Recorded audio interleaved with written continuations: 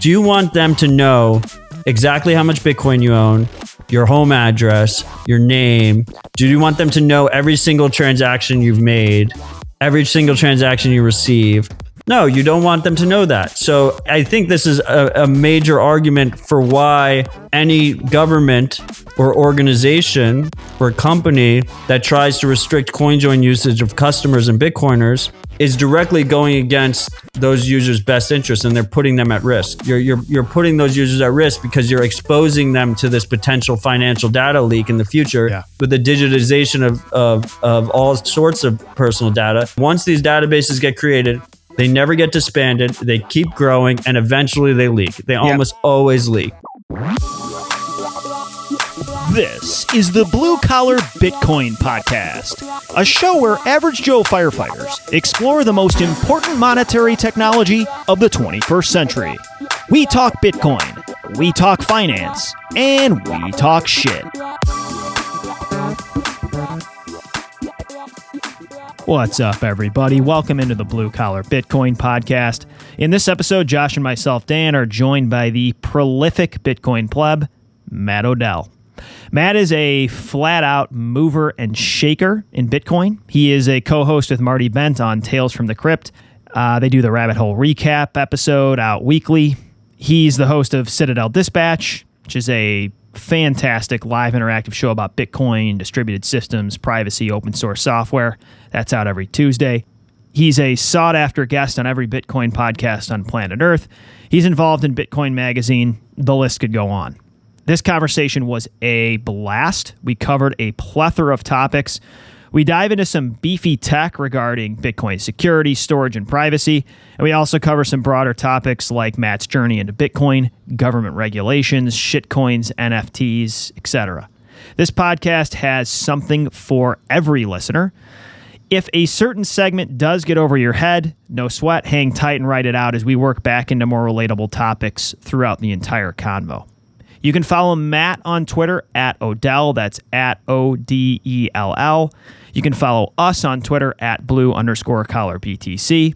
Down in the show notes, you will find links to interact with all of Matt's wonderful content. Now do us a favor, sit back, relax, and enjoy learning from one of the brightest and best in all of Bitcoin. All views and language expressed by the hosts and guests in this podcast are solely their personal opinions and do not reflect their employers or organizations they are associated with. Do not treat any of the content in this podcast as investment advice or as an inducement to follow a particular strategy. This podcast is for entertainment purposes only. So Josh and I are revved up today to talk some Bitcoin, talk some shit with an alpha pleb, a freak, if you will. Matthew Odell, thanks for coming on the Blue Collar Bitcoin Podcast. Dude, it's a pleasure to be here, guys. Alpha pleb is a new term. I haven't heard that one yet. Are we allowed to use the word freak, or is that trademark Tales from the Crypt type shit? I never talked to Marty about it specifically. I came in to Tales from the Crypt about 20 episodes in, and he was already calling the audience freaks.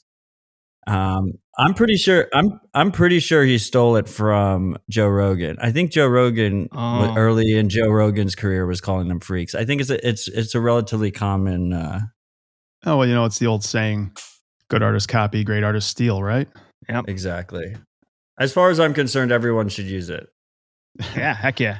How's your morning been? What have you been up to? Dude, it's I'm working like.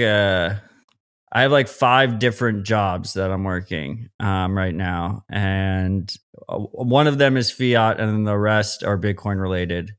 And it's just a constant hustle. It's nonstop.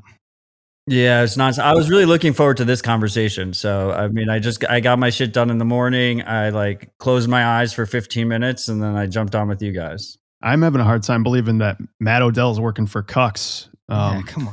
That doesn't sound like characteristic I thought you'd have. Well, unfortunately, amid those 5 revenue streams, the fiat job is the highest one. So I have Gotcha. I have not had the balls to cut that yet. But it all goes into Bitcoin. So To stack sats, you got to hustle, and you gotta end up with some cuck bucks that get transferred. It's pretty simple, unfortunately.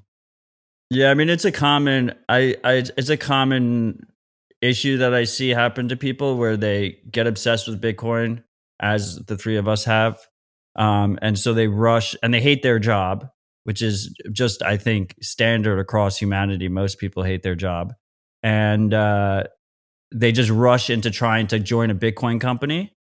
And usually the pay is a lot worse, and the bear market hits, and all of a sudden you have all your assets in Bitcoin, and your job is a Bitcoin company, and then they either cut your pay or they get rid of you. So I've been kind of conservative with it, and I've just gone with like a layered approach, just keep adding, and rather than subtracting anything. But I hope by the end of this cycle, I expect to just be full-time Bitcoin and just nothing else. I think there's some practical wisdom there. Yeah, we've said that sure. We think Bitcoin teaches a lot of just basic sound financial behavior. Like, you need to save money. You need an income stream. And for a lot of people, these are foreign ideas. They're just used to buying stupid shit on credit cards their whole life. So the idea of freeing up their cash flow is foreign. Yeah, we go like I think Bitcoiners tend to go into the weeds, right? But like most people just need to hear like bring in more income than you spend.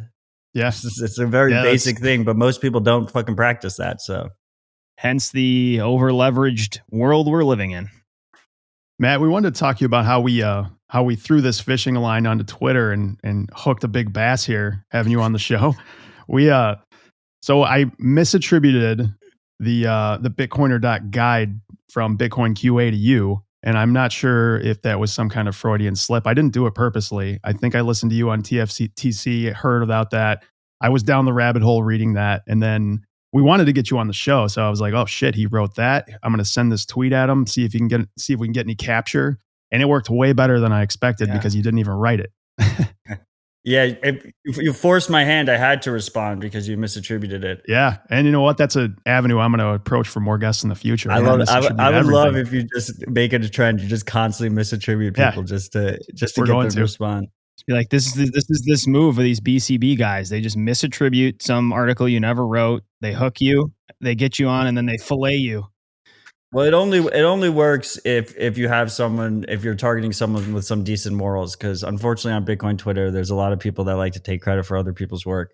But Bitcoin Q&A has become a good friend of mine. I've never met him in person. I don't know his legal name or anything. I just know him by NIM. But I talk to him all the time. And it makes a lot of sense that you misattributed it because I'm probably the most prolific shill of his work. I'm just constantly telling people to go there. And the real reason is because when I first entered Bitcoin, I made a ton of guides. And the problem with Bitcoin, I guess it's a feature, not a bug, is that things move so quickly that you get caught in this hole of you have to constantly update the guides. Otherwise, people are going to your guides from 2 years ago and there's a bunch of mistakes in there. Or there's a bunch of things. Yeah. So when I saw him doing it and I saw 6102 Bitcoin doing it and I saw Diverter doing it, and Keep It Simple Bitcoin doing it, I decided my new tactic was I was just going to shill good guides by other people rather than make them myself. So I'm very grateful for all the work they do. Yeah, we are too. That is an incredible guide. We'll put that in the show notes for sure. Matt, could you give us a little backdrop on like your journey into Bitcoin? Because this is something I don't know. I don't think Dan, do you have any background on that? I've never heard your story.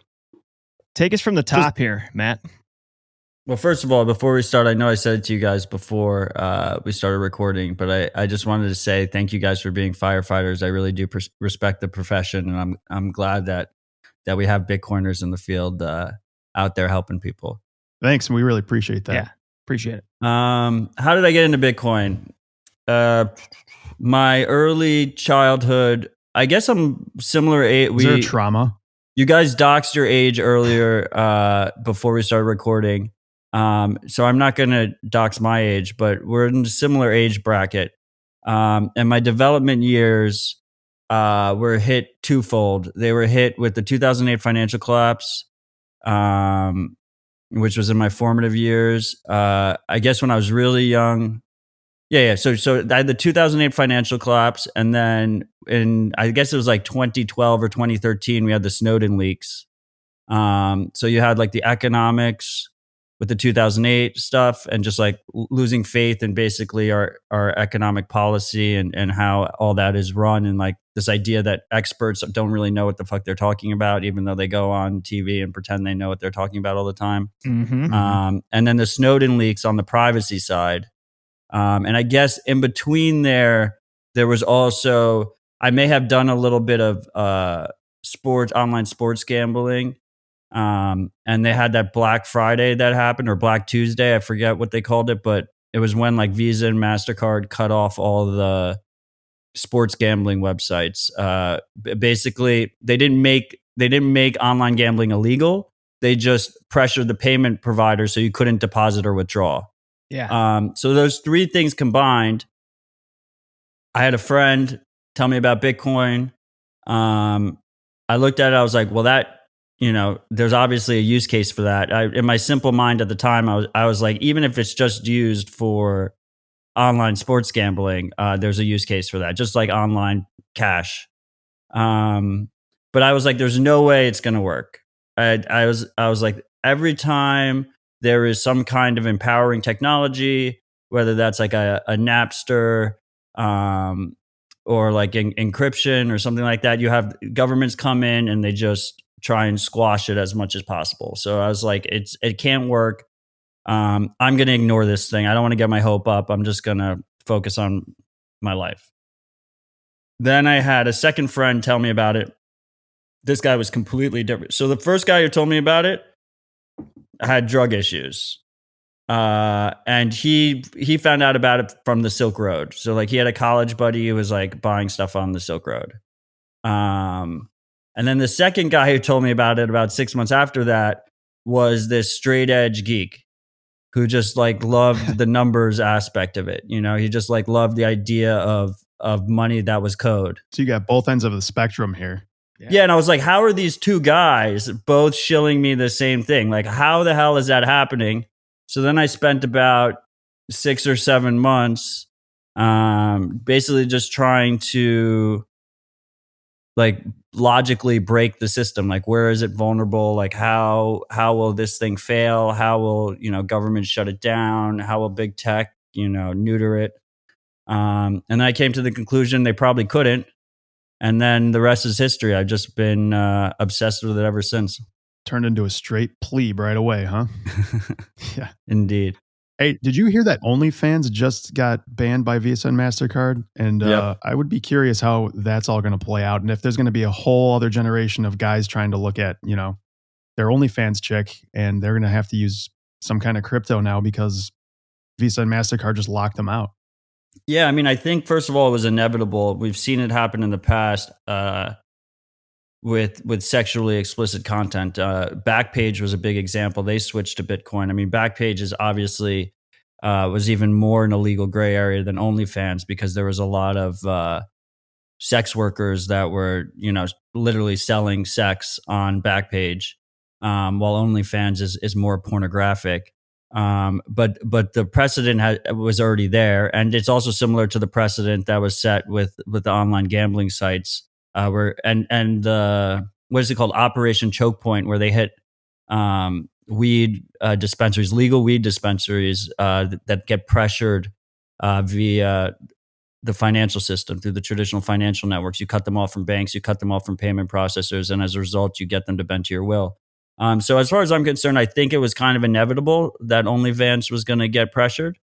And I do agree it's a major opportunity for censorship-resistant money for Bitcoin. And for better or worse, it's a very motivated group of people, young people, both on the creator's side, both on, the actual producer of the content side. They tend to be young and resourceful and hustlers. And both on the simp side, on the male side, they'll do anything possible possible to get that content, right? Yeah, oh yeah. So I think it could switch really quickly. We saw OnlyFans blew up really quickly as it was. So I think it could switch really quickly. And we already have the tools. People say like someone has to build an OnlyFans for Bitcoin. I've been saying for a while, we love Sphinx Chat, which is a messaging chat app that runs on the Lightning Network and allows you to send Lightning payments, and you could put pictures and videos that have paywalls built into them in your group chat. Yeah. And the main way we've been using it is we use it to monetize our podcasts. So like Citadel Dispatch, which I launched in December, has no ads or sponsors. It's 100% audience funded. And the audience members are literally streaming sats as they listen by just going into a podcasting 2.0 app, searching Citadel Dispatch and putting in sats. So fucking But I've been saying for a while that that is cool, especially as a podcast creator and as Bitcoiners. But the killer app is an OnlyFans-esque tribes on Sphinx Chat, and they already exist. There's women on there that they have a group, and the way Sphinx Chat groups work is there's a price that they set in sats on joining the group. So they have a wall there first to come in, and then once you come in, when they put videos or pictures, they put them behind sats paywalls, and you have to pay per view for each of those things, and it goes straight from one wallet to the other wallet without a middleman. Pornography, moving humanity forward one step at a time. Yeah. Let's go. All right. We're going away from audio only. We're going to video. Josh, take your shirt off. And we'll get on Sphinx. I got it. I didn't shave today. I got a genuine curiosity. I actually, hearing you talk there, it made me think of this tweet I sent the other day. So, like any good pleb, Josh and I are just trying to stack sats any way humanly possible. And as I'm sure you are probably in a similar boat, we're kind of at the red line, all the time in terms of how much we can put away. Right. So he's got the Fold card. I have the new BlockFi card, and we can get into lending and those platforms. That's a whole separate discussion. I am curious to unpack that because we're actually both completely, we both did some custodial lending. We're both completely off 100% cold stored now. That's a separate subject. What I want to get into is I took a picture of my BlockFi card and I said, I got to be honest, seeing this Bitcoin logo atop of Visa One is ironic. It's akin to Blockbuster and Netflix partnership in 2007.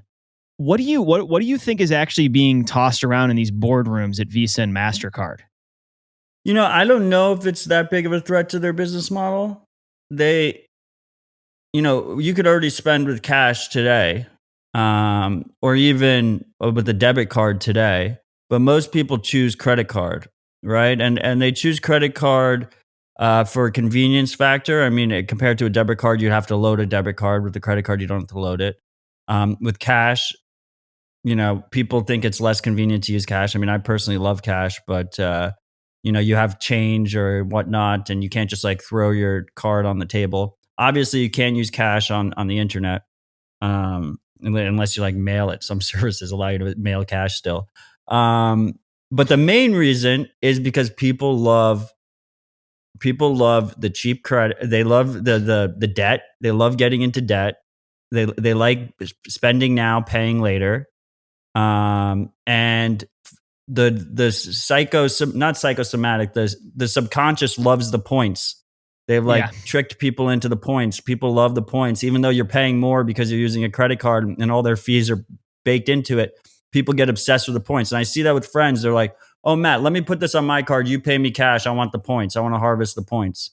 So I think even in a Bitcoin standard world, we'll have credit cards that are just, they're denominated in Bitcoin and you pay them off in Bitcoin.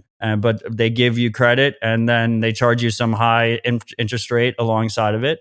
And just like we see in analog today, in the real world today, you'll be able to pay with Bitcoin directly, which is akin to a cash transaction, or you'll use your credit card that'll be denominated in Bitcoin. So I think they'll have plenty of the pie to still eat out of. I just personally, I would never. I think Bitcoin's going to obsolete them for me and my family and my close friends. I would never advise them to have a credit card in that situation in a post-Bitcoin world. Yeah. But there'll be plenty of people that choose to do it. Here's what I think is interesting. So before I got out of college, I did something else for 5 years. I was a manager at a business. We grossed about 2.4 million a year. It's a small business. And I think our credit card bill at the end of the year was something like, I think the year I left, we spent $48,000 on credit card processing fees. So where I agree, people are going to want credit, right? But there's just something about, there's this irony there of the more people that go down the rabbit hole and experience this network and use this protocol, like even from a merchant perspective, you start considering the potential use case for the Lightning Network of taking on these fees and not having to pay any intermediary. That's more the area, and I'm not saying it's imminent, but it just makes me think more from the merchant side of it. Are they really going to be willing to pay these intermediaries the fees that they're paying them today when a technology exists that pushes that price down to zero? I mean, I think they'll get squeezed on the fees, right? Like the fees will become more competitive. Yeah. I don't think it obsoletes them. I think they're right now we happen to be in the golden age of credit cards, specifically on the internet. So much shopping has gone online even before all the pandemic shit happened, and the lockdown shit happened. There was a ton, so much was going online, and now even more is online.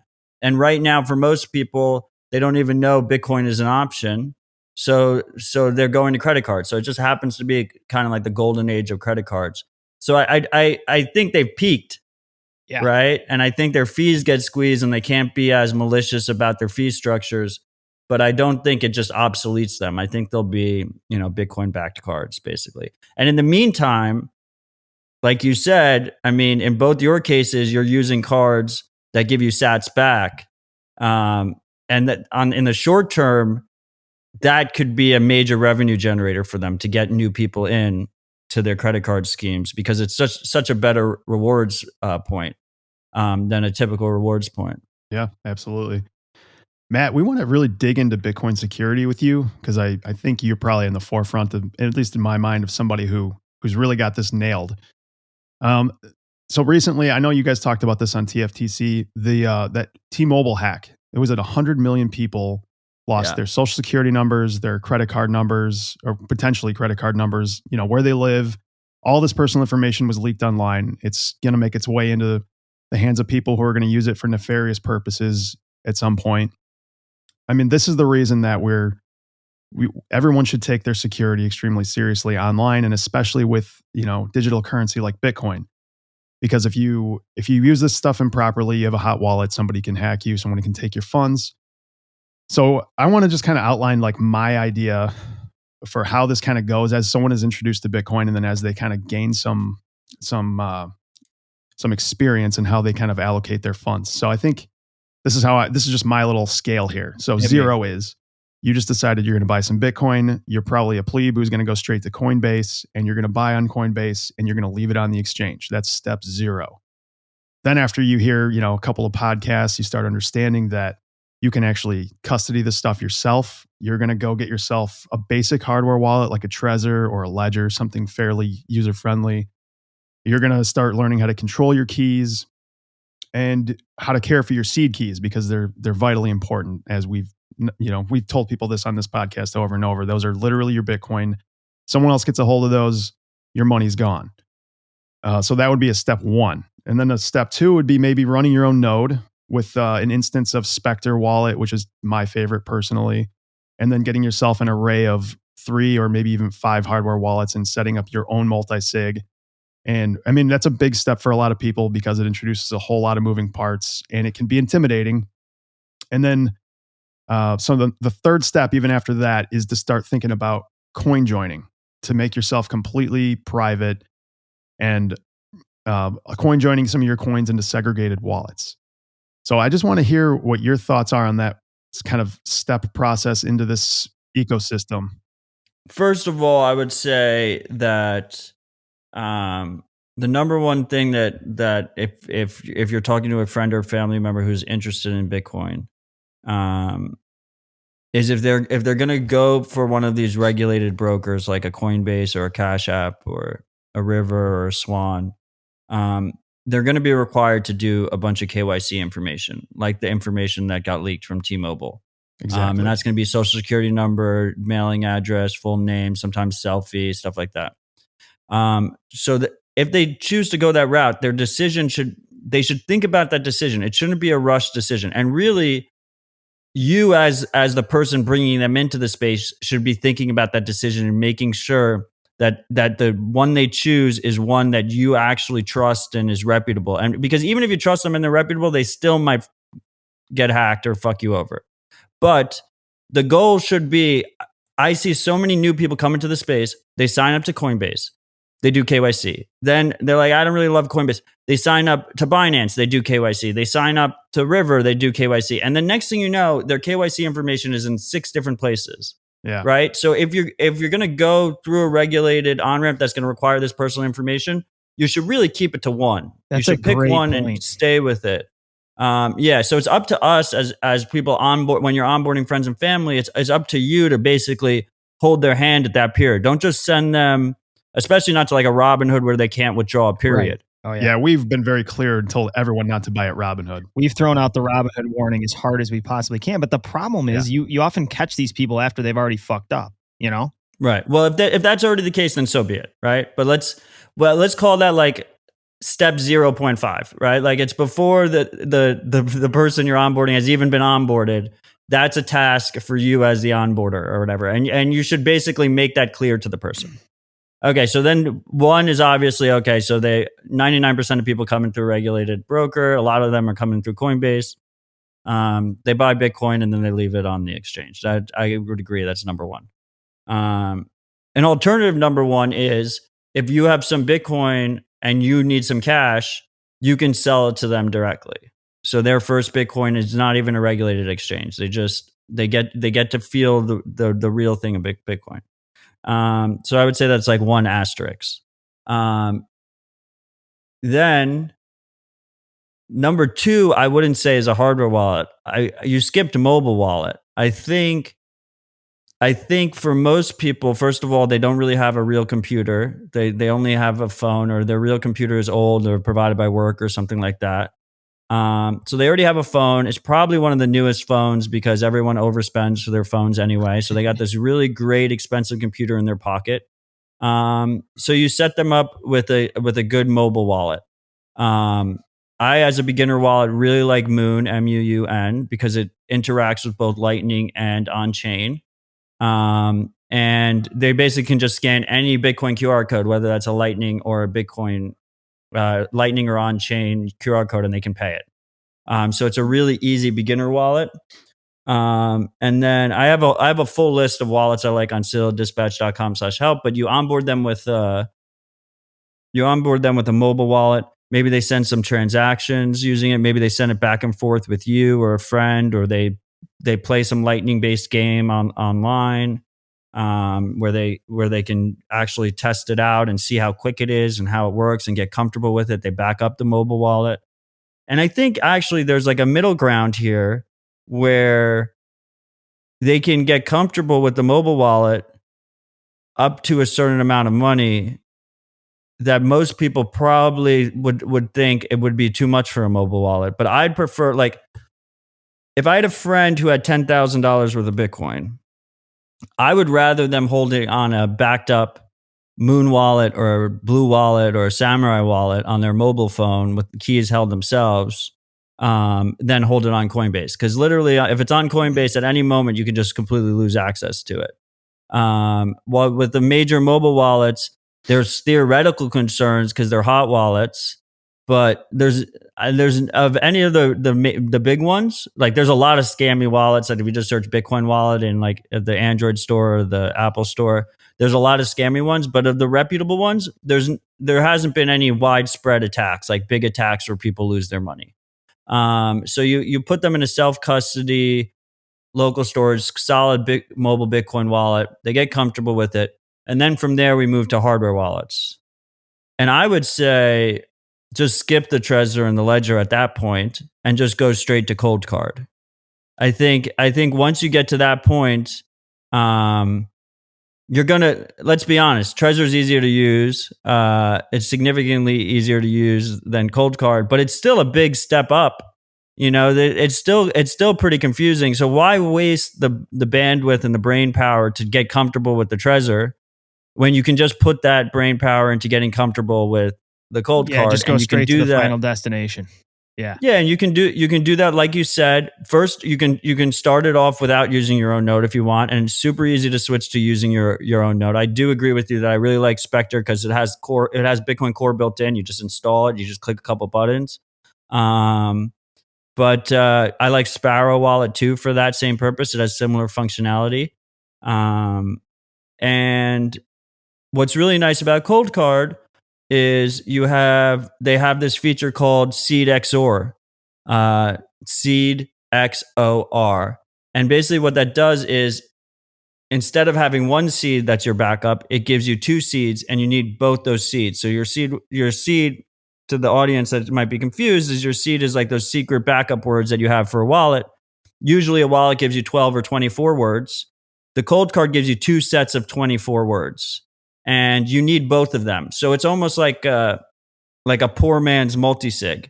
But you don't have to conceptualize higher things with with multisig. There's a lot of different things that are going on in your head if you're running it yourself. Right. With Seed XOR, you have these two sets. Ideally, you put them into steel plates, and you put them in different areas, different places. Ideally, not in the same location. And then an attacker needs to find both of those, and you need to lose both of those, and your Cold Card for you to lose your funds. And what I usually recommend to people is go ahead. You saved money by not buying the Trezor. Buy two Cold Cards, and then you have you make your backup. You make your Seed XOR backup. You have two sets of seeds, but you're like, I don't know if these actually work. Then you take your second Cold Card and you upload them onto your second Cold Card. You do a restore process onto that second Cold Card, and you see you can still spend your funds. You know you did everything right. Then you know your backup is good. And you could put that second Cold Card in a secure location, and that can also be a backup. So then all of a sudden you have your main Cold Card holding your funds with a strong pin on it. Then you have your two seed phrases that you need both to recover, or you have the second Cold Card that is fully initialized. And then when all of that is done, you can consider self-sovereign multisig. I would say that's like the path I've been going with recently. And this is what we talked about earlier about guides, right? This is the path I've been going with recently for like the last 4 months. If you asked me 8 months ago, it might have been a different path. If you ask me another 6 months, it might be a different path. There's an alternate path that could kind of work is if you go to a Casa or an Unchained, which are collaborative custody multisig where they hold the key and hold your hand. Yeah. They both offer KYC onboarding too. So actually you can go to Casa, skip signing up for Coinbase or whatever, and you can just do it all. Start with multisig as a noob out of your mobile wallet. So you start with the mobile wallet and then you go straight into that multisig. That's way easier than self-sovereign multisig because they will literally hold your hand. They'll send you the hardware wallets. They'll tell you exactly what to do. They'll tell you to check them to make sure they work. The negative is you're going to have to migrate away from that setup if you ever want privacy in your transactions because they know every single transaction you make. Right. Because they have to have the XPubs too. Right. Yeah. There is something to be said for going through the learning process yourself, but sometimes you got to meet people where they're at and they're not motivated or excited about digging into that. I love just the clear cut. Hey, that's a incredibly ironclad option you just outlined there. Yeah. Yeah. I have a couple of Cold Cards myself. I love it. I just don't recommend it to people that aren't really deep into this because it's kind of intimidating for people. Yeah, but I think the Trezor's intimidating too, Yeah. It's not like... It's still got some techie stuff like Shamir and all this other stuff. So yeah, I totally see what you're saying. And like your passphrase and it's got the little touch screen. Because I've used all of them. For a while, I was doing exactly what you did. I was like, I would onboard people onto like a Trezor T.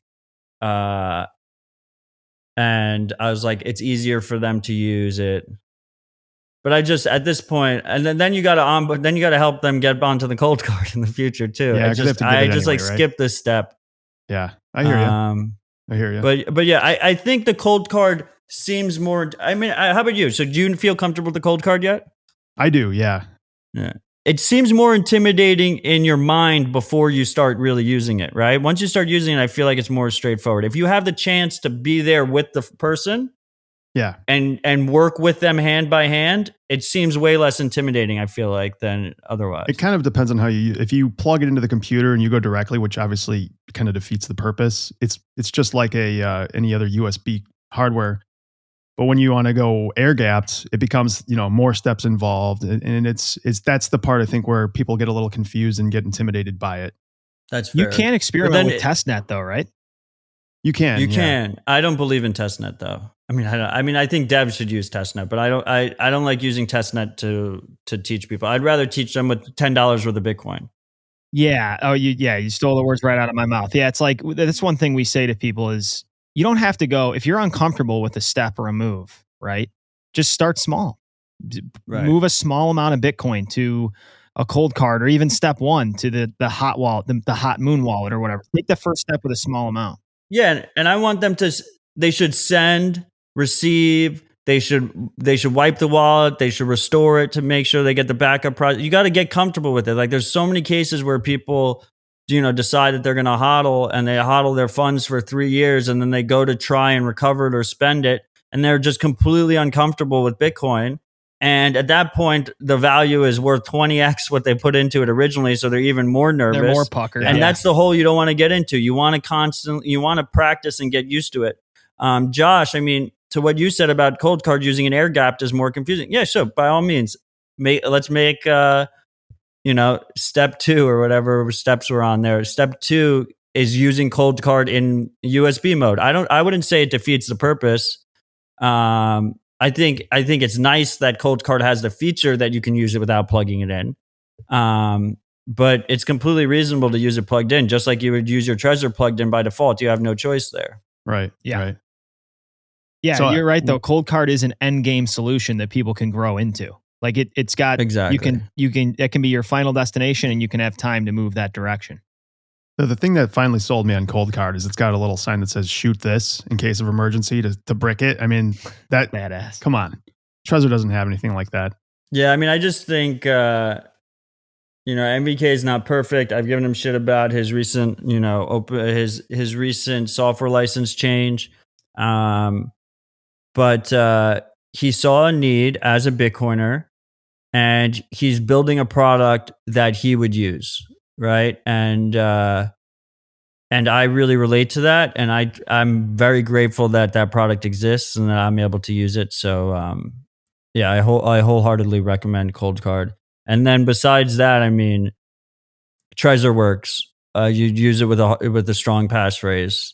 And then if your friend, the main negative of a cold card, or positive, depending on how you look at it, is it doesn't support shitcoins. Yeah. Are there any wallets you absolutely would not use? You would tell people do not use? Yeah, there's a ton of them, but No, I mean hardware wallets, not just the software. Oh, hardware wallets. I wouldn't use Ledger unless you were going to do shitcoins. But I do have friends that insist on doing shitcoins, and I tell them get a Ledger because it's better than them keeping it on Coinbase. Or a lot of the mobile wallets for shitcoins are really bad.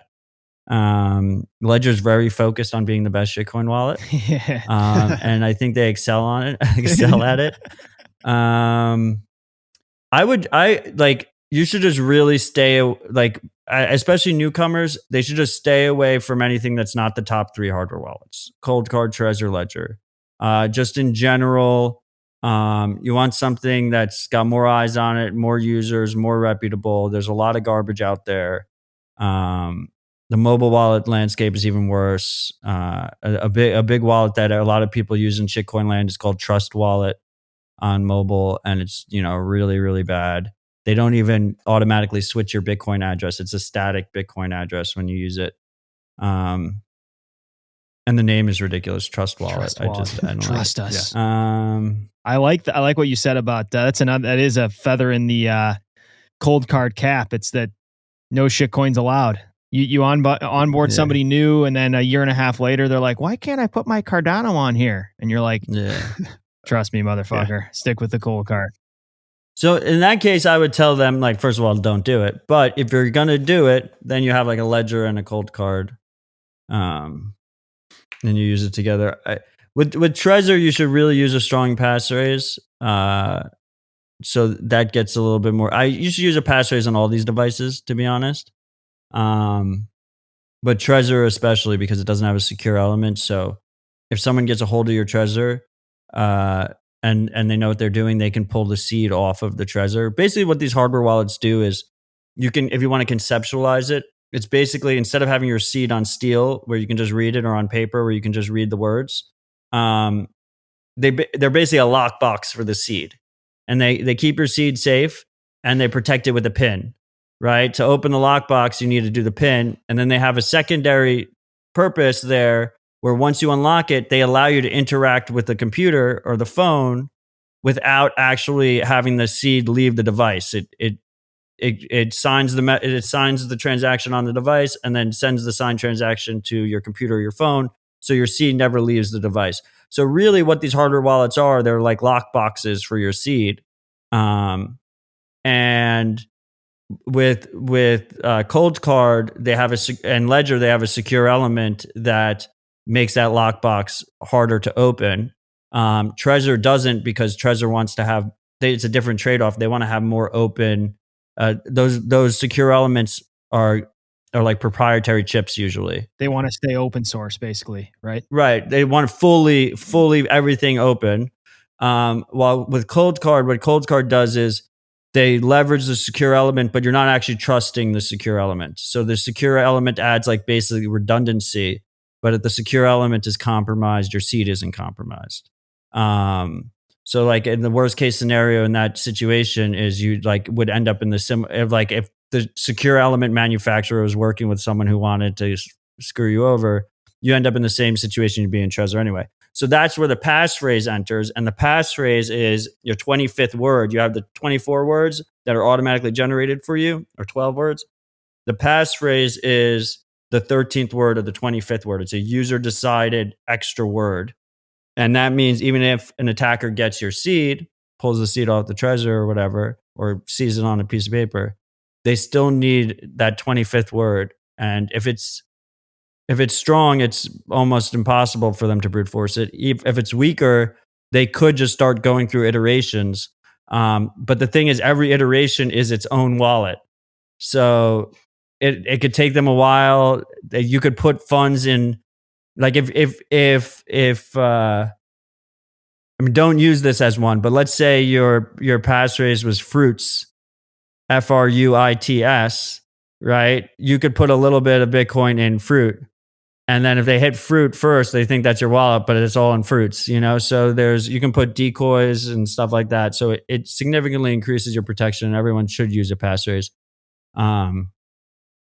But you have to remember the passphrase. If you forget the passphrase, you lose your funds. Yeah, People have to remember that we get deep in the weeds here, but 99% of Bitcoin that people lose is because they lose it themselves. Mm-hmm. They overcomplicate the setup. They get too paranoid. They make it way too complex. They forget a passphrase. They try and remember their seed. They forget where they put their seed. They do a firmware update and they haven't backed up anything. Yep. So in the beginning, you got to keep it as simple as possible. Don't overthink it and just work slowly and get comfortable. Yeah, that's a wise word. Like we want to push people towards self-sovereignty, but we also want to make sure they're not getting out over their skis. Yeah, 100%. Switch gears a little bit here. We usually aren't big price talkers here. We're more a fundamentals podcast, but I am curious, Matt, where do you think we're at in this cycle? Like, well, how do you size up? Oh, because like put your nose to this one. We were saying this before we started, and Josh and I throw this around a lot. There's upside either way. If we sail from here, that's great. But there is this part of you that wants the price to tank or level off so you can stack more. Right. It's the stacker's dilemma. First of all, before we started recording, like Bitcoin went up like 5% and Bitcoin Twitter just went straight euphoric. Where are we at here? 50K's upon us. We're gonna go. I haven't even looked today. I love Bitcoin Twitter, but it's also a bit of an echo chamber for sure. It's a massive echo chamber. Take a deep breath, folks. Jeez, 48.6 right now. I got pie in my face because I was saying 200K by Bitcoin 2021. which happened in June, which we did not hit 200K. Almost. I think at the time of the conference, we were at like 32K or something like that, down from 64K. Usually I don't make price predictions. That was a anomaly. I was just having fun with it, and I got a lot of pie in my face. I don't think this cycle is over. I think we're kind of in a similar situation as 2017 and 2013, where there was like a lull in September and then it rips again. In 2013 specifically, there was an up and down, severe down, and then an even bigger rip. It was like two distinct cycles in 2013. But even in 2017, there was a pump, and then everything kind of lulled, and then like in October, November, it went up. But as far as I'm concerned, it's that all that speculation is all noise. I think Bitcoin will be at significantly higher prices, more purchasing power, in 5 years, 10 years, than it is today. Like significantly. And I think like the difference between buying at 30K and buying at 70K is negligible. Yeah. I think, and it might sound ridiculous, but like I was saying the same thing between 3K and 7K.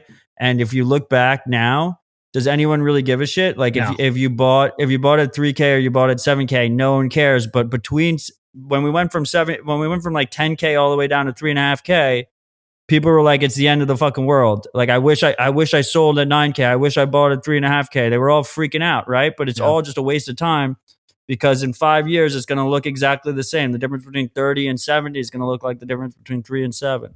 Yeah. I remember we talked, Dan, like in 2017 maybe in 2018 after you kind of watched that thing blow up, and we were watching it, back down to like, I don't know, $8,000 or something. And we were talking about how this 2017 boom is going to look like the 2013 one does on the chart with 2017 in 4 years, and we're kind of looking at it now. It's getting smaller every day. It's going to be a tiny little chode on the chart. Yeah. Every day it looks smaller. I mean, or we're wrong.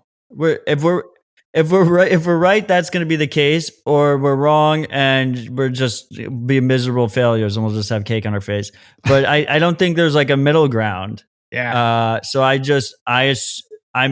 Bitcoin gives me hope.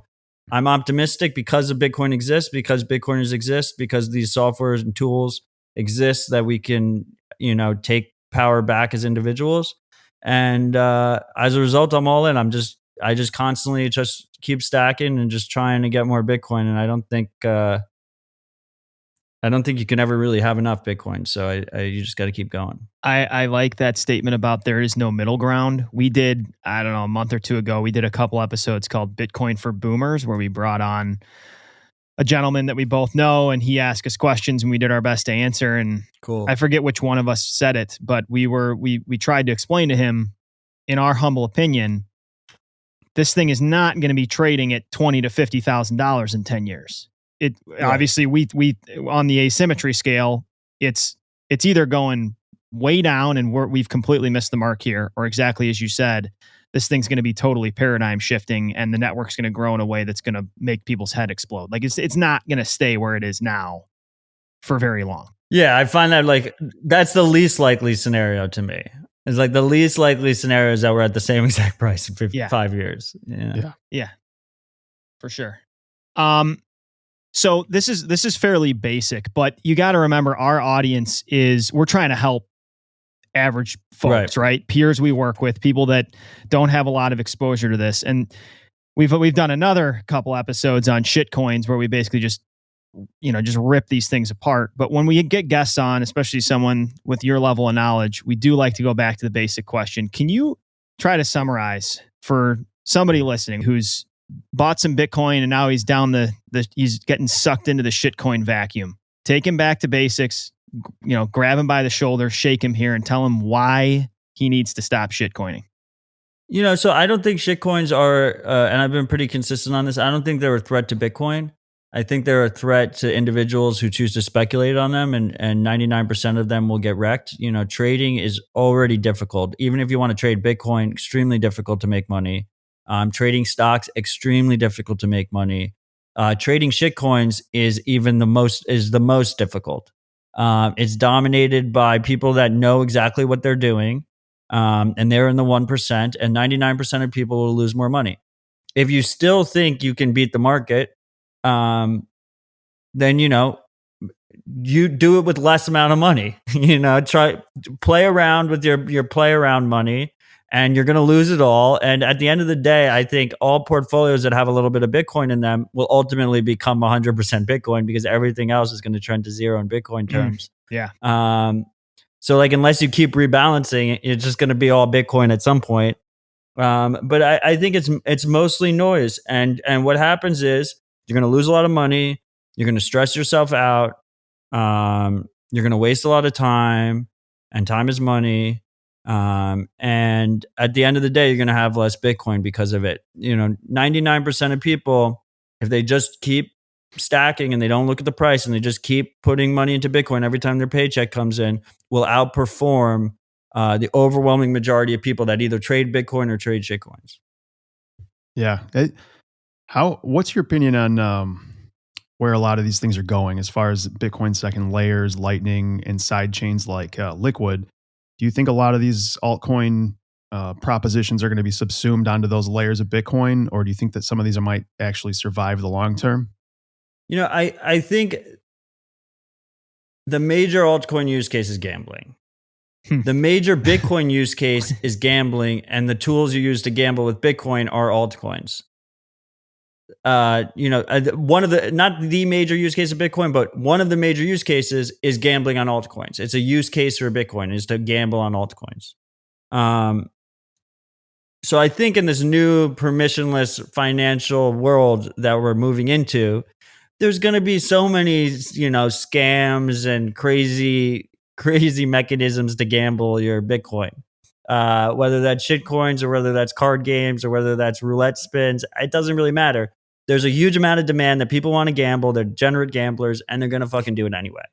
Okay. So I think this idea that we're going to try and ape use cases on other chains is just like, it's not really necessary. It's not something that Bitcoin needs to do.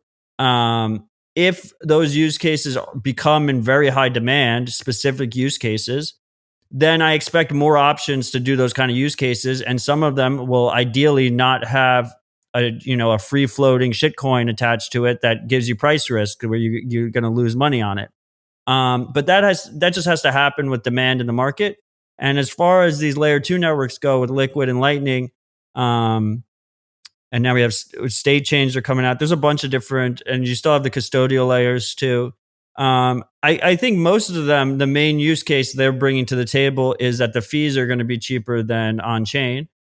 And so we're not going to really see any real adoption there unless fees go up, which I do expect fees to go up. I got pie on my face for that too, because fees are extremely cheap right now.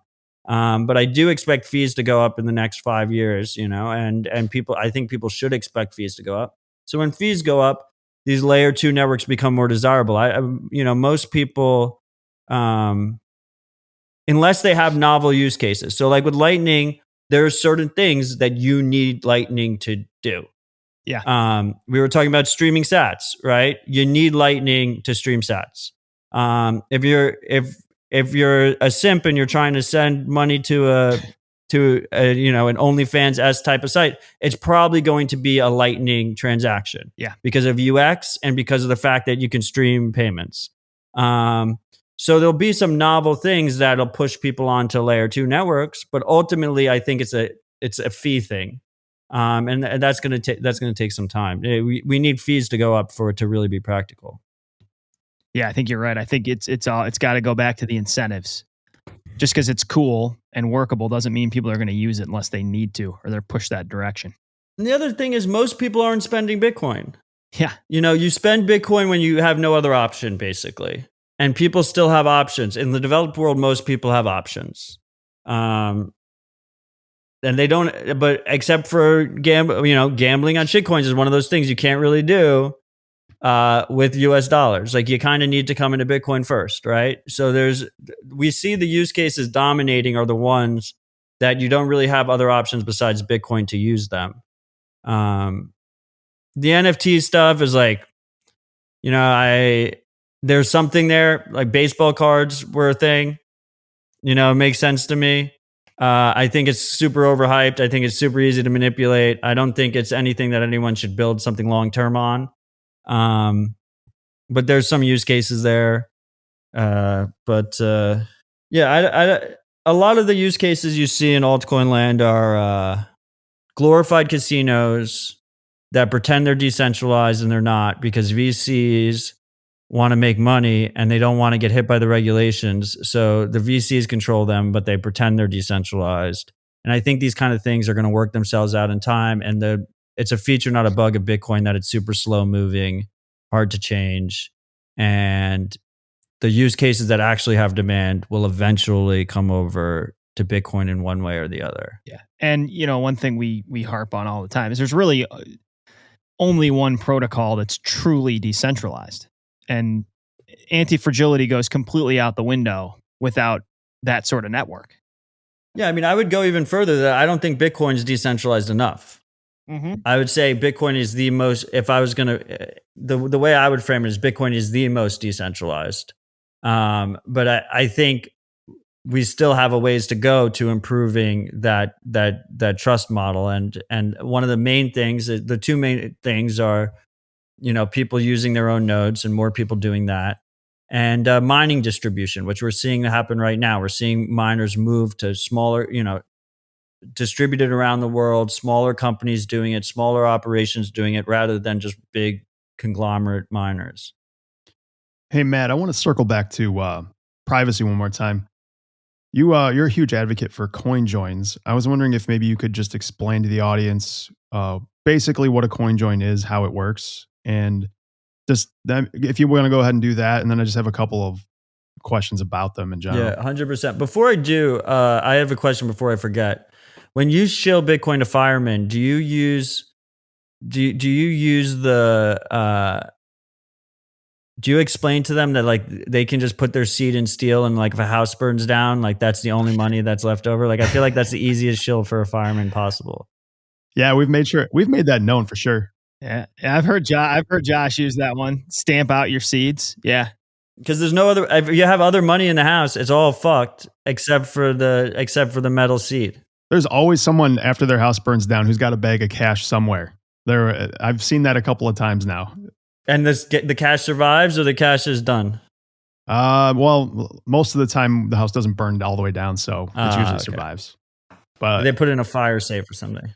But it is interesting. We do get a front row seat to people losing their entire property. Yeah, exactly. It's great. Not many people get to see that. And it happens, but to actually see it on people's faces, you got to be prepared. Your Bitcoin plan needs to withstand your house burning down to its foundation. 100%.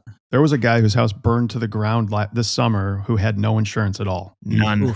He had his house paid off and no insurance. That was a rough day for him. Huge house too. Like 4,000 square foot. Yeah, no insurance.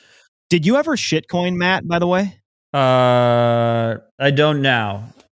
But when I first started, like I played around a little bit and I lost all my money. Yeah, I was wondering more in the past. Like we both dabbled with some shitcoins back in 2017 and then worked our way out, and obviously don't anymore. I was just curious if you had any... No, I got burned and I learned my lesson, Fucking everybody has to go through it. It's crazy. That's what happens. Everyone just got to touch the stove. Like no one comes in perfect. Everyone thinks, and I mean, with me specifically, like I actually, when I came in, I was like, nah, nothing's going to flip Bitcoin or whatever.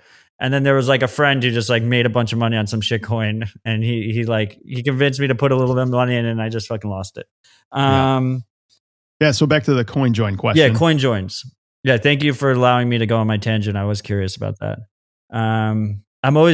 Whenever I have like all these different demographics that I talk to, I always try and model my shill towards them, and I don't think I've ever shilled Bitcoin to a fireman. So. We do it all the time. Everybody's sick and fucking tired of the two of us. Seriously, for 4 years, all they hear about from the two of us is people are either, and it is bifurcating. Like people either are, I mean, obviously we've orange pilled a lot of people, but then you have the other extreme of people that are literally just sick and tired and want us to shut the fuck up. Yeah, because you already got the low hanging fruit in. So now the only people left are the haters. Correct. And we work with a lot of boomers too. I mean, the fire service career firefighting is very generational. So we've got dudes in their 50s, we got dudes in their 60s, 50s, 40s, 30s, 20s. So it's interesting to see generations collide. Can you touch your Bitcoin? Yeah, that's what's cool about firehouses is that you have like the old guys, but then you have tons of young guys that come in, right? So Yeah. you always like have all these young guys around. Yeah, the young guys are pretty easy to catch. I mean, they get it right away. So CoinJoin, privacy, Bitcoin privacy. Number one rule of Bitcoin privacy is that if you're not using your own node, you're using someone else's node, and they're going to be able to see your transactions and your balances. A general rule of thumb. So if we talked about, Trezor might be easier than Cold Card in the beginning.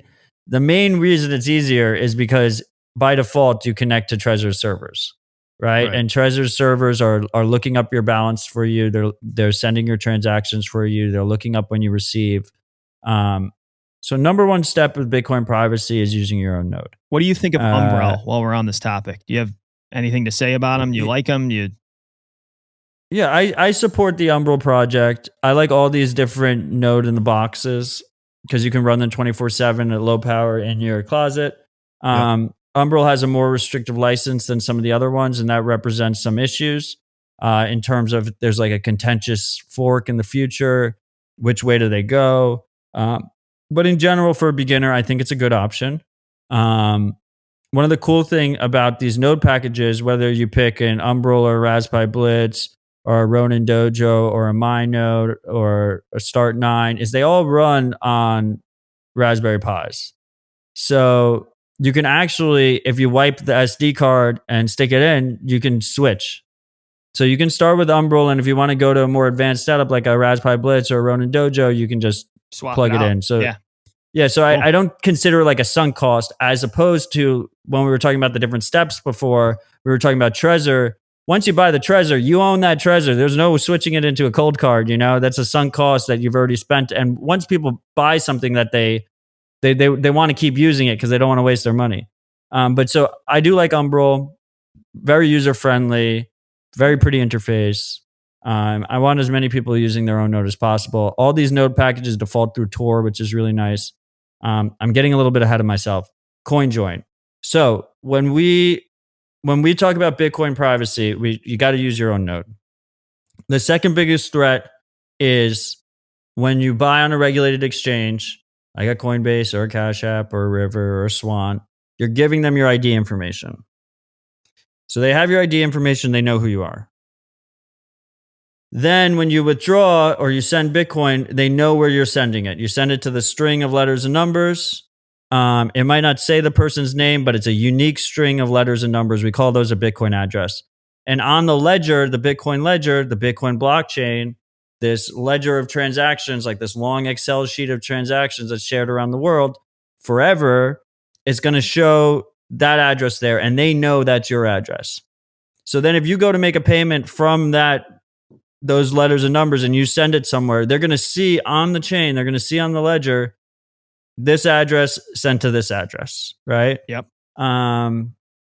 If it sends from that address to another address, and they see that all, and it's all on the ledger forever for anyone to see. And one of the things about Bitcoin is we expect this thing to be, relatively unstoppable. We expect this thing to last forever. So even if an attacker doesn't have the capabilities of tracking your transaction today, maybe they don't have access to that KYC info, maybe they just aren't even paying attention.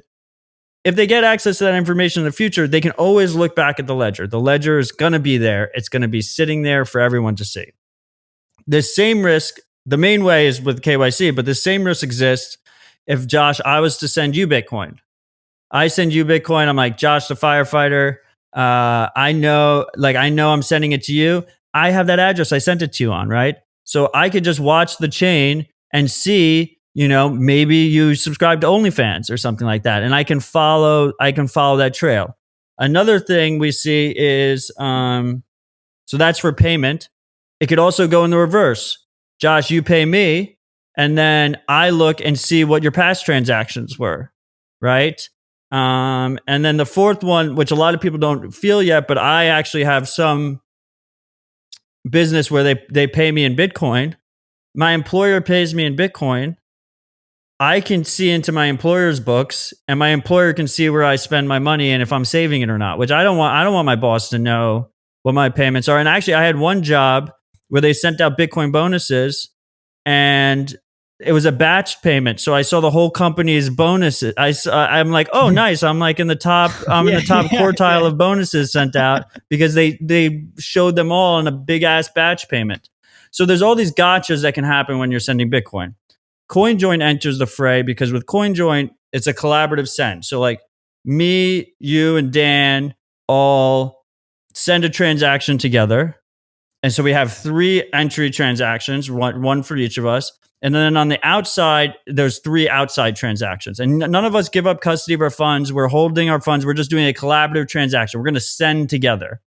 And as a result, if someone's watching the chain, if all of those inputs are the same size and all the outputs are the same size, there's a 33% chance that any of them could be any of us, right? So tracking Bitcoin's all a probability game. When they're looking on the chain and they see a transaction happen, usually a transaction is one Bitcoin address sends to another Bitcoin address with change going to a third Bitcoin address who's held by the sender. Right. And it's a probability game. Did ownership change between sending the two? And they're constantly, they have software, like the chain surveillance companies have software that's deciding the different probabilities. They're pulling in data sets from the outside and they're deciding they're adding those data sets up with the blockchain data to try and increase those probabilities. And the whole thing's a probability game. So the idea of CoinJoin is to basically shatter that probability game by making it so there's a million different paths that it could go through. And something, so with the Whirlpool implementation, the way it's set up is you have 5 entrants and you have 5 exits, and all those 5 on each side are all the same amount.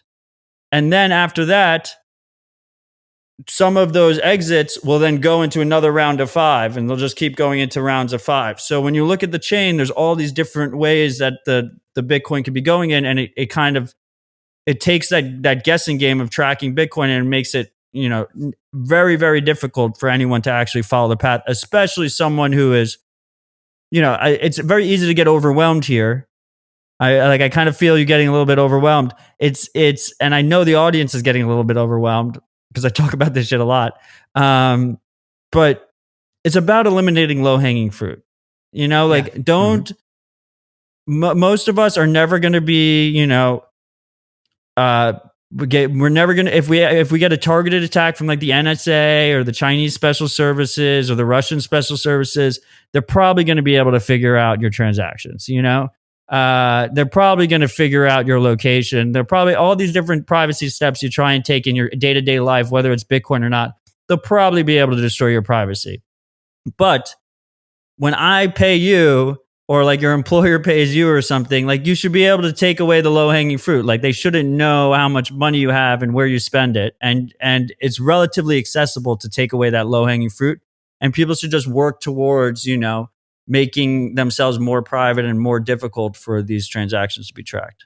And this is also part of the reason that you want, every time you spend or receive Bitcoin in your wallet, you want to create a new address, because this kind of makes it more difficult for people to Right. We talked about probability.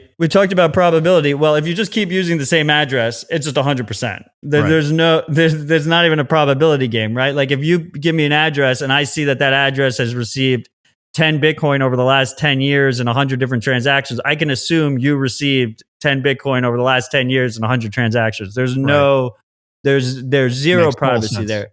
And that's why on Ethereum, their situation is actually a lot worse than ours because they default to a single address. Right. Like in most Ethereum wallets, it's fixed. And all their shitcoins, all their tokens that they use on Ethereum, it's all listed under the same address if you go onto Explorer. One thing we have going for us is in Bitcoin land, most good wallets, all good wallets, but most wallets will give you a new address every time. And the important thing to realize is if you use an old address, the balance will still show up in your wallet. Like if you give a friend an address and he repeats and uses it because you didn't tell him a new one, you're still fine. You'll still get your money. But ideally, you never want to reuse addresses. Yeah, that's a good point. That's the lowest hanging fruit. Don't reuse addresses. Yeah. Got it. I was just thinking this. I think I've thought this listening to you and Marty before.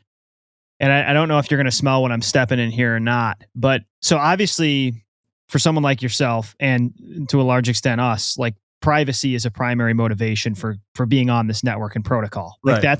that's part of the liberation. That's part of this movement. Now, what could countervail that interest is as institutions buy in, right? As big money is gravitating towards this network because of its store value properties, and you get hedge funds and insurance companies and all this shit, you start to get some slight cuck mentality, as you and Marty have said, of like, we need Right. regulatory clarity and this is a good thing. If you had any thoughts or ideas about as these big players come in that still do need, government oversight and whatever, that they kind of compete with this vision for liberation and freedom on the network? Look, Bitcoin is designed for enemies. It's a money system that can be used between two enemies without them trusting each other. And that's really the novel aspect of Bitcoin, because there's plenty of monetary systems that exist currently and in the past that you can use if you trust someone, whether you trust the person you're dealing with or you trust the authority that's in charge of the system. So the key value prop of Bitcoin is that it's very difficult to change. If you have more Bitcoin, it doesn't make it any easier for you to change it. So you remove that possibility.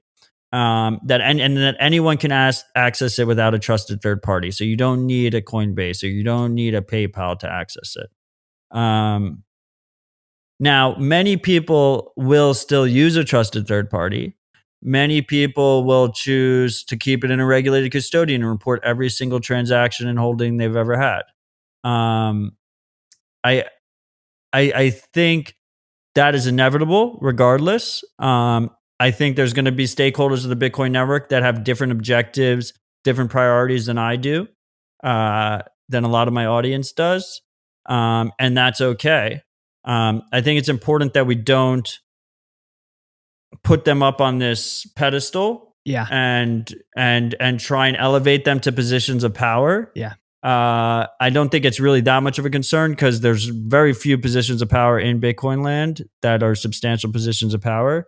And I think it's important for us to remain pragmatic and not just naively assume that they're going to work in our interests, that institutional players will work in our interests. And that's fine, but it's dangerous for the individual if you're assuming that like, oh, I don't have to do anything because like Michael Saylor will just make sure that like we have this great censorship resistant money, because he's not going to do that. And I don't expect him to do that. And that's okay. And that's not where his incentives are. Yeah. We said a few months ago, like we obviously were very interested in Michael Saylor. We think he has a ton of good things to say. And obviously he's pushed price forward, but especially seeing what happened with the whole Elon thing, like there still is an aspect of Saylor, not to own any of his fault, just he scares the shit out of us a little bit, the way some of these people pine over him.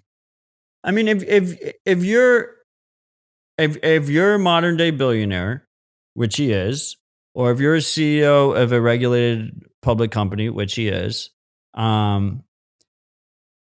you have a major target on your back. You need to comply with everything, and you need to over comply. And as a result, like you said, you just got to follow the incentives. And those people, they're making their own decisions based on their existing situation. And so I will never, like I don't expect I don't expect everyone to fight for freedom.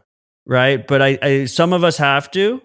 And ultimately, it's a weird combination of like every man for himself, but we need like a large amount of people to also care about it. Otherwise, it's just like 10 of us trying to transact privately. And if there's 10 people transacting privately, I'm being hyperbolic, but if there's only 10 people, then it's those 10 people. So Matt, I want to just circle back with one more question about the CoinJoin situation, because I have dabbled in it. And one huge concern of mine is I want to understand how to make the outputs secure afterwards. So let's say I'm in a say Whirlpool, and you can do 1/10 of a Bitcoin, and you run this thing through, you send it to a hardware wallet. Now, if I want to I want to CoinJoin an entire Bitcoin, I don't want to I want that segregated afterwards. Is that correct? Or is it okay to commingle that after it's been CoinJoined? So there's 3 different CoinJoin implementations. You have Join Market, which is a censorship resistant protocol that doesn't have a company behind it. We have Samurai Whirlpool, which is run by Samurai. And then we have Wasabi Wallet, which is run by CK Snacks, the Wasabi parent company. Wasabi is currently working on a 2.0. I personally don't recommend anyone use it right now. Use 1.0. I think it's, I think you're paying a lot for fees and you're just not getting the privacy benefits that they claim you're getting. So I personally don't recommend that anymore. I used to recommend, and this goes back to the guides thing. Don't recommend it anymore. So that leaves Samurai Whirlpool and Join Market. Join Market is a little bit more difficult to use. The easiest way to use it is with the Raspberry Blitz because it has this built-in tool called Join in Box, run by my friend OpenArms or maintained by my friend OpenArms. So that is the easiest way to get started with Join Market. Looks like some people might be working on a mobile app for it. So I'm paying attention to that. But right now, to me, the easiest, most user-friendly for someone to get started is with Samurai Wallet. So you get Samurai Wallet on your phone. You link it up with your own node. You can use it with their node, but if you use it with their node, like we said before, you're trusting them with your privacy, which kind of defeats the purpose as far as I'm concerned. There are use cases where maybe you want privacy from the person you paid you, but you don't want privacy from Samurai. So I get it, but I think people should use their own node. Fortunately, you could use it with Umbrel. You can use it with Ronin Dojo very easily. You scan a QR code, boom. Samurai Whirlpool gives you multiple denominations you can choose from. You can choose a half Bitcoin denomination. You can choose 5 million sats, so 0.05 Bitcoin, 1 million sats, 0.01 Bitcoin, or 100,000 sats, 0.001 Bitcoin. And that last pool is very nice because that last pool is about $50 right now. Yeah. Right? So it's $50 inputs and $50 outputs. And that means that someone who is just getting started and has maybe $300 in Bitcoin or something can dabble in CoinJoin and get comfortable with it and actually use it, right? One of my issues with Wasabi is the only denomination they have right now is 0.1 Bitcoin, which is $5,000. So like, okay, like, are you going to do a test transaction with $5,000? Like, not going to happen. So you have these different denominations, right? Now, the ideal privacy preserving way after you go through CoinJoin with Whirlpool, the way their incentive structure is set up, Samurai Whirlpool, is once you pay and you're in the pool, you're getting unlimited remixes for free. Now, the problem is those remixes depend on how many people are using Whirlpool because you need new people coming in for you to get remixes. So the remixes tend to be staggered and it takes a little time. But in general, once you go into Whirlpool, you kind of want it to sit in there for a little bit. The longer you sit in there, all else equal, the better privacy you're getting because it's whether or not you're going into a remix round, partners that were in with you might go into a remix round. So it adds onto the chain. Yep. And then there's gotchas after you go through Whirlpool, which is what you're referring to. And I'm assuming what you're saying is, so there's basically two things. Once you go through Samurai Whirlpool, are you going to pay someone directly out of Samurai? And if you pay them directly out of Samurai, what they do is they actually fake a CoinJoin transaction just with your own. If the software sees that it's able to, it will fake a CoinJoin transaction and it will look like a 2-person CoinJoin where you provide 2 inputs that are the same size and it goes out on 4 outputs that are the same size. So it looks like a CoinJoin on chain. You also have this option for something called Stonewall 2x, which is the same exact thing except with a buddy. So like if you and Dan both did Samurai Whirlpool and you wanted to pay me, you guys could connect through the app and you both could do a CoinJoin together to pay me. So when I get paid, I'm like, I have no idea what's going on here. Like whose input is what? Gotcha. So that's cool. But then the real thing that most people ask, let's be honest, is they don't want to spend their Bitcoin. Maybe they'll spend a little bit, but they really want to just send it to their cold card or wherever their multi-sig or their cold storage is. So you have 2 options. You could either send each transaction separately as a full transaction to your cold card or wherever your cold storage is, to a new address each time, right? You don't want to combine. If you send remember, probability game, right? Right. So So, if new you address, but the same wallet, right? same wallet. If you Yeah, send, okay. imagine a probability game, right? So imagine you send a quarter of a Bitcoin, you send $10,000 into Whirlpool, right? And it breaks up into 25 million sat, 0.01 Bitcoin UTXOs after Whirlpool, right? So you go in with one UTXO worth 25 million sats, and then you come out with 25 1 million sat UTXOs, right? Right. And UTXO is unspent transaction output for people listening. It just Right. those are the pieces of the constituent parts of a Bitcoin, basically. Right. So when you look at like the more user friendly wallets, they might just show you a number and like that's how much Bitcoin's in your wallet. But really, your wallet is made up of a bunch of different transactions of different amounts. Think of it like change in your wallet, Yeah. right? Right. Like a cash wallet. You have $1 bills, $5 bills, $20 bills, and all together it might equal $135. But there's no $135 bill in the wallet. It's a bunch of different bills, right? Same thing with Bitcoin. Now, so you go through CoinJoin and you go 25, let's say you do a 0.25 Bitcoin transaction, and then you end up with 25.01 transactions, and then you combine them all into another single transaction that is worth 25.25, 25 million sats. It'd be really obvious on chain that someone What you just did. Yeah. sent in 0.25 Bitcoin, got 25 outputs, and then switched it to 0.25 again, right? So you want to avoid that. And that was the hyperbolic example. But really, in general, you don't want to combine those bills after the fact. For calling them bills now, UTXOs after the fact. And if you do combine them, you want to do it in like a random kind of smaller amounts, Yeah, like you don't if you want have the 25. exact same denomination that you went out with. Exactly. It's a probability game. Yeah, that makes total sense. So I guess where I was confused is I wasn't sure because this is all this privacy stuff is, I understand, I feel like 50% of it. So I wasn't sure if once this money goes out, CoinJoin, do I want to bring it back to the same wallet? Because it to me felt like, oh shit, I might be blowing my privacy cover immediately by bringing those UTXOs back after them leaving that wallet. Or if like even a series of different UTXOs that I'm deciding to CoinJoin go back into a single wallet. I wasn't sure if maybe I needed a separate hardware wallet for each output from a CoinJoin. No, you don't. Okay.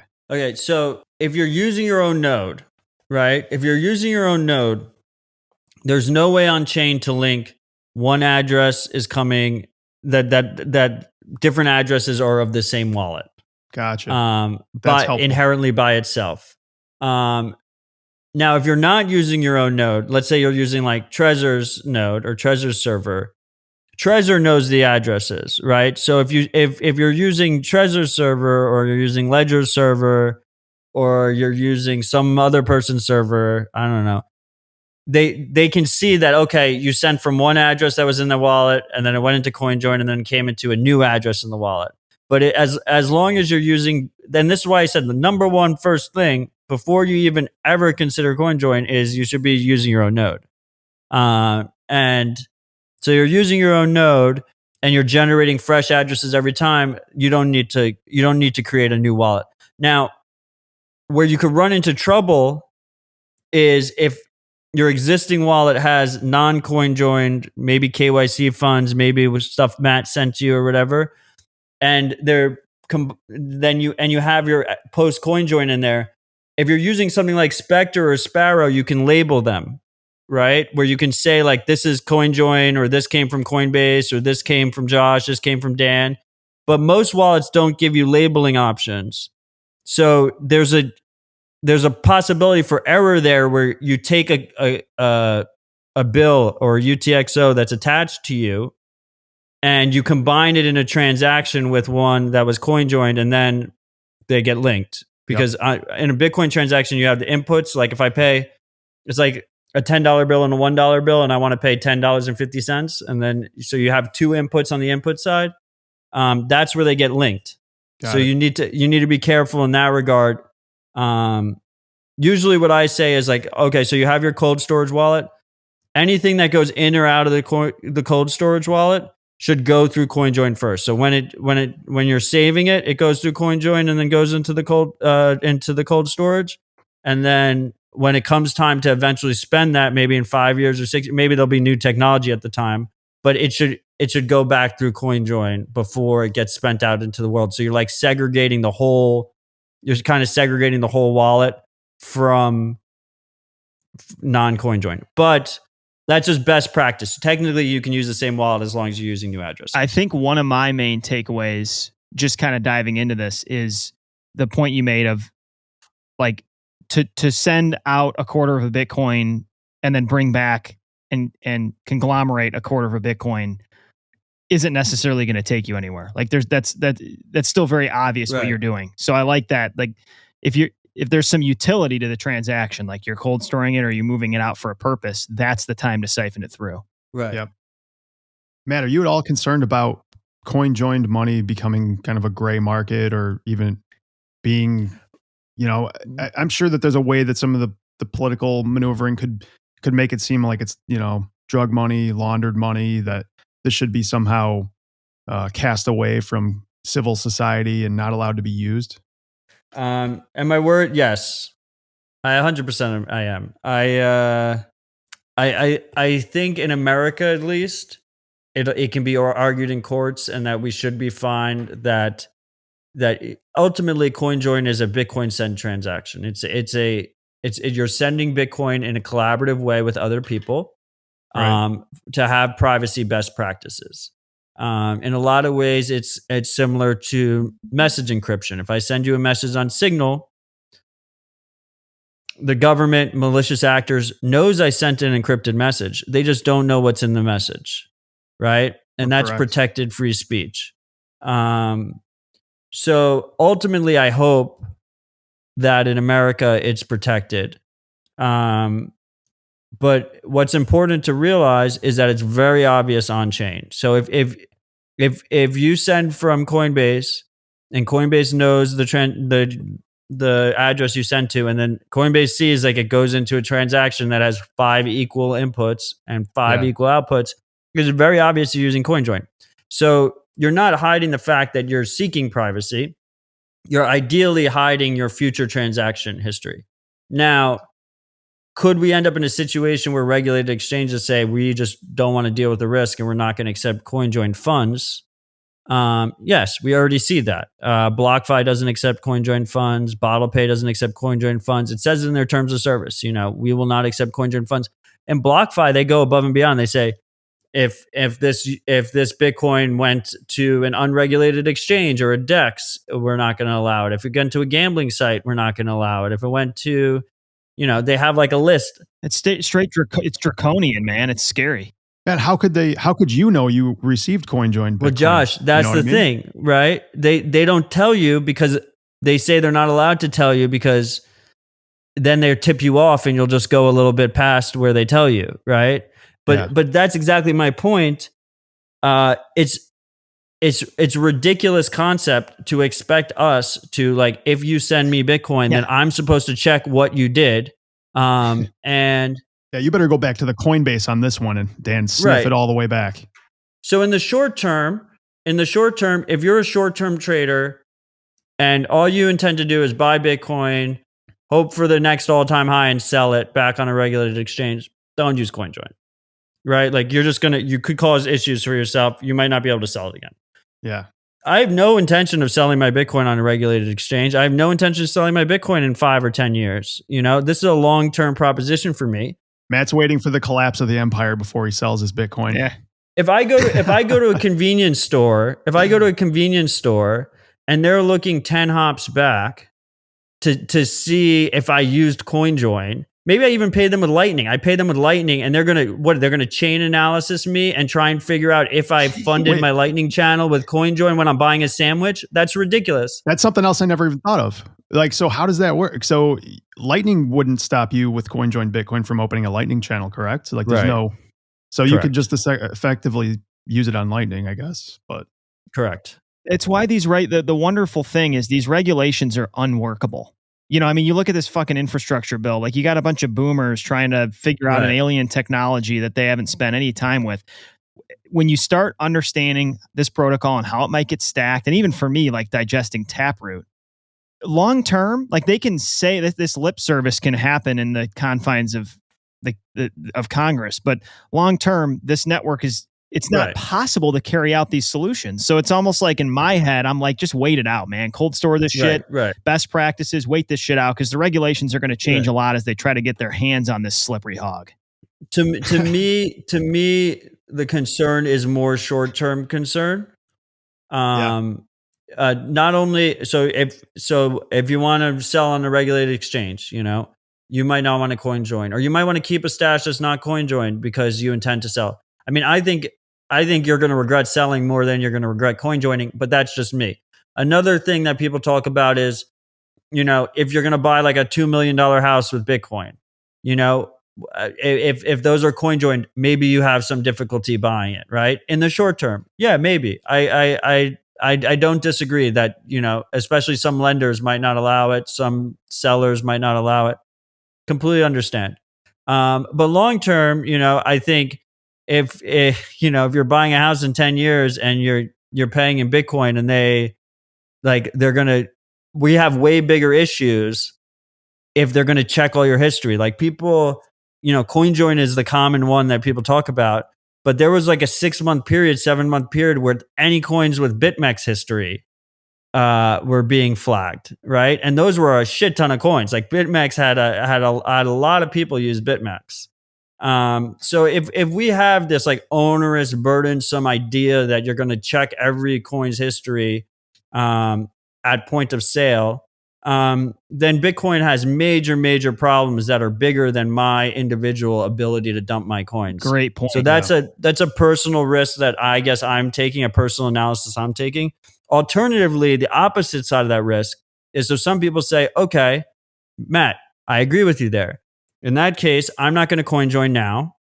I'm just going to hold it in cold storage, and I'll coin join in the future if I'm going to spend it and when I want to make a decision.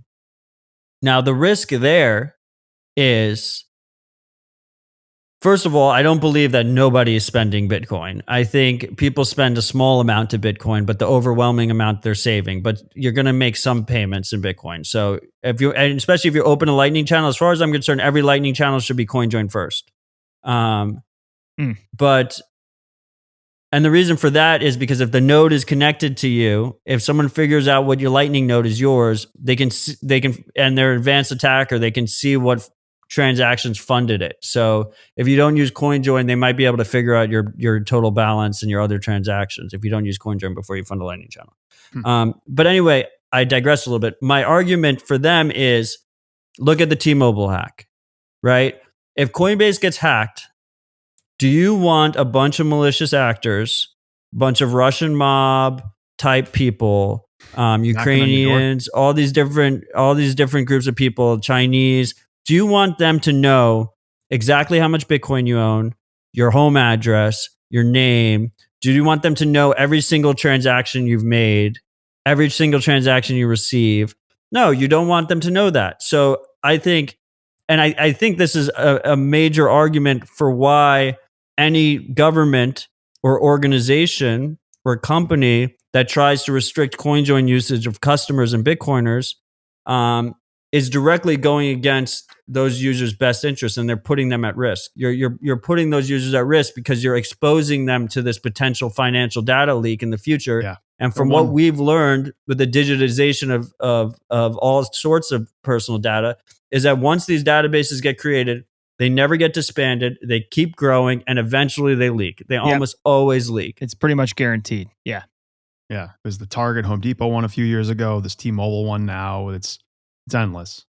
What was the Equifax one where it was like every single U.S. adult? Oh yeah, I was involved in that one. Fucking A, dude. It's like a third of the United States. Yeah, they offered you a pittance too. They were like, "Oh, here's $200," or like some bullshit LifeLock crap for like 2 years. Here's your 2 years of ID protection. Don't worry, it'll protect you. Don't worry, the hackers that hacked us couldn't figure out around LifeLock. I'm sure. Yeah. Yeah, it's a clown show. We like to ask this of everybody that comes on. What do you see as a vulnerability of Bitcoin? Like if you're playing devil's advocate, flipping over to the other side, what, if anything, concerns you? You're Steve Hanke. First of all, I mean, I think this one's more theoretical, but with the recent Chinese migration or the Chinese banning mining, I don't want to see too much hash come into the United States. We could use more hash. We're still probably, I don't know, off the top of my head, like probably like 15% of the hash of the network in the United States. But I don't want that to get anywhere above, 35 or 40. I would prefer if it stays down. I want the hash all around the world. I want it run by hobbyist miners and home miners. I want every Bitcoiner to have 2 ASICs in their basement. I want that as distributed as possible. It does look like it is getting very distributed. My co-host on Rabbit Hole Recap, Marty Bent, is focused on those mobile mining rigs that they put at the stranded gas well sites. Yep. There's a bunch of other companies doing that. I want to see more of that rather than big ass warehouse server farms, controlled by a public company that can just, have to bend the knee at will. So that's a bit of an existential risk, but not too bad. I think the biggest risk is not to Bitcoin. The biggest risk is to individual Bitcoiners, depending on which country they live in. And that everyone's very exposed. We're very exposed in terms of KYC on ramps. Like most people come in, like 99% of the people that come in, they come in through this regulated on ramp, right? And they're giving all their personal information to this company. That company might be sharing it with their governments. Like we said, it probably will leak eventually. They might even sell the data. And all that data is being collected, and then people aren't being prudent on chain. So if you decide and like we tend to have a very American focus, we're all Americans. But like if you live in Italy, and the Italian government decides that they're going to do an extremely unjust and burdensome tax regime on Bitcoin. And they decide we're going to do 60% transaction tax on Bitcoin, or we're going to put an ungodly capital gains tax on Bitcoin. Maybe we'll do an unrealized capital gains tax, like wealth tax style, where we'll just take 20% of your Bitcoin. Yeah, this makes us pucker for sure. We talk about this a lot. Yeah. I'm curious what your thoughts are here. Anyone who is not taking privacy best practices into concern at that point is going to be very, very exposed. They're going to know all your transactions. They're going to know exactly how much balance you have. And this goes, like I said, this goes beyond CoinJoin. Like if you're using a ledger in default mode and you're using Ledger servers, or you're using Blue Wallet in default mode and you're using Blue Wallet servers, like they just have to pressure that one company and they can get real-time transaction balances. So I that's why I think it's prudent. And like I said, I don't think the thing is that will happen in different countries. Some people will be made examples of. People will move. Companies will move. I think the Bitcoin protocol is fine in that situation. Yeah. But I think there could be a lot of pain for individual Bitcoiners. And that's basically why my focus, one of the reasons why my focus has been so much on privacy. You don't want plebs to get pinched. Yeah. Where's the Bitcoin Citadel going to be? I mean, we're finally talking to some people who are on the inside, like yourself. Like, you got to let us know. We need to get into the Citadel. Where are we buying property here, Matt?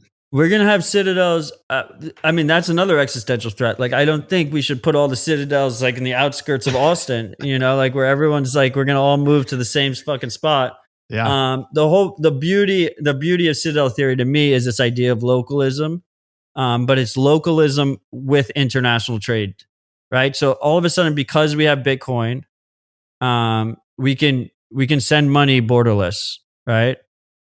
New technologies are allowing us to ship things, easier around the world at the same time.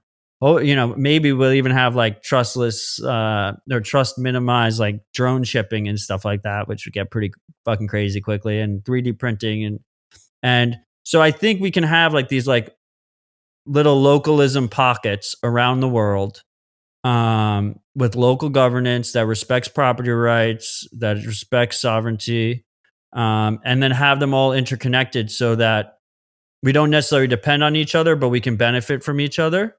And I think all the lockdowns and the draconian responses to COVID in a lot of the world has kind of tipped people's hands on which areas might be safer to Yeah. be at. Yeah. Um, I think people underestimate the resilience of the American system. I'm very grateful. I'm very skeptical of the U.S. government a lot of the time, and I'm very critical of them, specifically, the national government.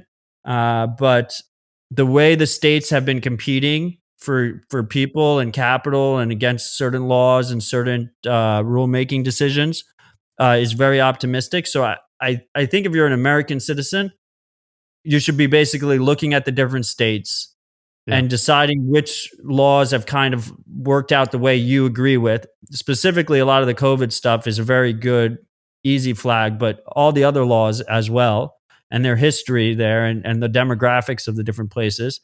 And you should make your decision based on that. And personally, I'm looking for land. I want land. But then if you're out of America, it's a different question. If you're out of America, it's very hard to get American citizenship. You have a lot of other different options, and you should weigh those same exact considerations that I said. As an American, though, I think a lot of Bitcoiners think they can just naively renounce their American citizenship. Like, you have to pay full cap. You're supposed to pay full capital gains tax on everything you owned as if you sold it. Yeah. When you renounce your American citizenship, and then you end up on their shit list for the rest of your life, and all their grandkids and everyone else ends up on the shit list. So for Americans, I don't really think renouncing your citizenship is a really realistic option. And if you're not going to renounce it, you're supposed to pay their taxes anyway. So it's like, what do you do? Well, for a milk cow to get off the reservation, it's got to get milked real hard. Oh yeah. Yeah, I think sovereign individual theory will play out eventually, but I think people get a little frisky with their the way they characterize jurisdictional arbitrage right now. There's opportunities for some really well-off privileged people. Yeah. But for the average person, and to be candid with our situation, the average firefighter, paramedic with a couple kids, Right. and you're married to a locality, we're not fucking going down to El Salvador right now. Yeah. We have to be realistic. We might visit. Yeah. I think the jurisdictional arbitrage is more like a big picture resistance thing. Like, companies are going to move around, people on a long-term time scale are going to move around. That is also just one of the arguments against localism. Like, a pragmatic argument against localism to me is it only really works if people have free movement. And there's I just can't circle the square that there's lower class people. It's just, they're never going to have the means to leave and move to different places in general. So it's just kind of, to me, I just look at it as kind of an unfortunate reality, and just hope that people have more opportunity and more access in general. But I don't know how to, as far as I'm concerned, when it comes down to Citadel theory, is I think we're going to enter a chaotic period over the next 20 years at some point. I don't know exactly when. 2020 kind of caught me off guard. It happened. Everything that was going on in 2020 happened sooner than I expected. Yeah. But in general, my expectations usually take longer than I expect. But I expect a period of chaos. And at that point of chaos, what I want is, I want me and my family to have, access to fresh water, access to land, be able to defend ourselves, and have our savings in Bitcoin so we're protected monetarily. And all those things combined should give us the best opportunity to have long-term happiness. And that's basically how I look at it. Well said. Yeah, we want to be respectful of your time. Yeah, we need to release this bass back into the water. No, I appreciate you guys. This has been, I really enjoyed this. It's been a lot of fun. I'm glad I said yes. Yeah, we hope to have you on again. At the end of the day, we're doing this podcast you'd say selfishly, just for us to learn, and then hopefully someone can benefit along the way. So yeah, we've been in the space for a while and we know our way around to some extent, but being able to pick your brain on stuff like coin joins and wallets and all that, that's incredibly helpful for us. No, this is what it's about. That's why I started my shows. And as far as I'm concerned, the only way this thing scales is if if we keep reaching Bitcoiners and then those Bitcoiners go out and help their friends and family, right? And in that way, it becomes almost like an exponential movement. Otherwise, like there's only so many people I individually can reach or you individually can reach. So as far as I'm concerned, we're all on the same team. There's no competition here. I'm always happy to come back on. Like it was a lot of fun. I really enjoyed it. Thank you. We did too. Thanks, Freak. We appreciate it. Take care. Guys. Cheers. We'll hold down the fort. Thanks for listening into the show. If you enjoyed this discussion, be sure to subscribe on whatever app you're using for podcasts. And if you have an extra minute, go ahead and leave us a review. You can also follow us on Twitter. We're at blue_collar_BTC. We invite questions, comments, and inquiries of any kind, and our email is bluecollar_bitcoin_podcast@gmail.com. We look forward to you joining us next time on the Blue Collar Bitcoin Podcast.